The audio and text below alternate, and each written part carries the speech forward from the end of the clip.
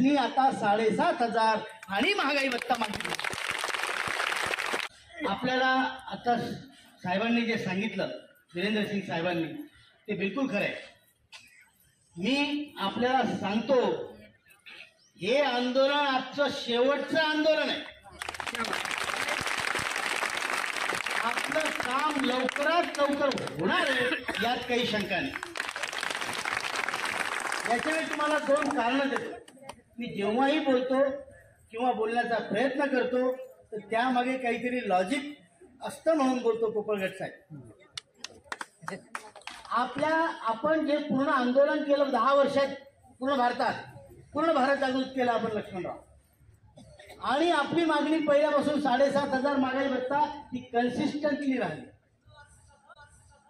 त्यावेळेस जे विरोधी पक्षाच्या संघटना होत्या, इंटक असो, आयटक असो, सिटू असो, लालबावटा असो, कोणी 9,000 कोणी 10,000, म्हणजे जे मिळणारच नाही असं मागायचं, गव्हर्नमेंटची फच्ची करायची संघटना आहे जी बीजेपीची संघटना आहे।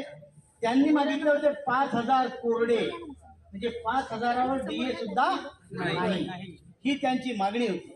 तुम्ही परवा दिवशी सगळ्या सोशल मीडियावर पाहिलं असेल, बीएमएसनी आता 7,500 आणि महागाई भत्ता मागितला। याचा अर्थ काय होतो? अब आया ऊंट पहाड़ के नीचे, बराबर आहे। 5,000 मागणीसाठी बीएमएसनी आंदोलन केलं, 10-12 लोक तोंड लपत गेले। कारण कोण म्हणतो तुम्ही मागणी कमी करून तुम्हाला काय मिळणार? देणारा जो देईल ते देईल, पण तुम्ही स्वतःच मागणी कमी करू राहिले तुमच्याच कामगारांची। हे आपल्याला आवडलं नाही, 8 दिवसांनी आपण आंदोलन केलं, हजारो लोकांचं आंदोलन प्रत्येक ठिकाणी झालं, देशभर आंदोलन झालं। यातून हे लक्षात आलं की लोकांची मागणी खरी काय, आणि आम्ही बीएमएसचे आभार मानतो की त्यांनी स्वतःला दुरुस्त करून आता खरी मागणी त्यांनी पुढे रेटली, त्याबद्दल त्यांचे धन्यवाद। उशिरा का होईना सद्बुद्धी आली, बरोबर आहे।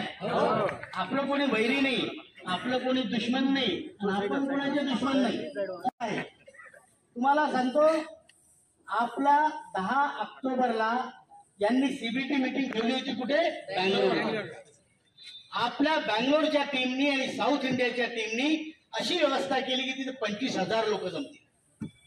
ते त्यांनी ऐकलं, त्यांच्या इंटेलिजन्स रिपोर्टना ते कळलं, आणि त्यांनी म्हटलं की नाही, पूर्ण होऊ दिली आपली तयारी, आणि मग सांगितलं 10ला नाही, आम्ही 11ला आणि 12ला ठेवणार आहे। तर एवढं मोठं आंदोलन उभं करून पुन्हा थांबवायचं, पुन्हा 11-12ला उभं करायचं, तरी आपल्या लोकांनी केलं। तिथं बँगलोरला फ्रीडम पार्क म्हणून मोठं ग्राउंड आहे, दोनही दिवस 11ला आणि 12ला ते ग्राउंड खचाखच भरलं, लोकांना बसायला लागलं भर उन्हात। पण यांनी आणखी हुशारी केली, ते म्हणाले आता 11-12ला पण नाही करायचं, 13ला करायचं, पण दिल्लीत करायचं। म्हणजे आपली किती परीक्षा, किती अंत पाहणार, थांबा हो, किती अंत पाहणार। पण आपण थकलो नाही, घाबरलो नाही, आपण दुसरं आंदोलन 13 तारखेला तिथं उभं केलं दिल्लीला।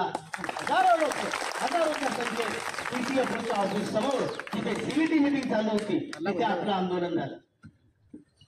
आपलं आंदोलन नारेबाजी सुरू झाली, आणि मंत्री महोदयांचा 4 अधिकारी तिथे आले, आणि त्यांनी सांगितलं मंत्री महोदय आपली वाट पाहते, आणि आपल्याला आंदोलन सुरू करायच्या अगोदरच बोलवलं।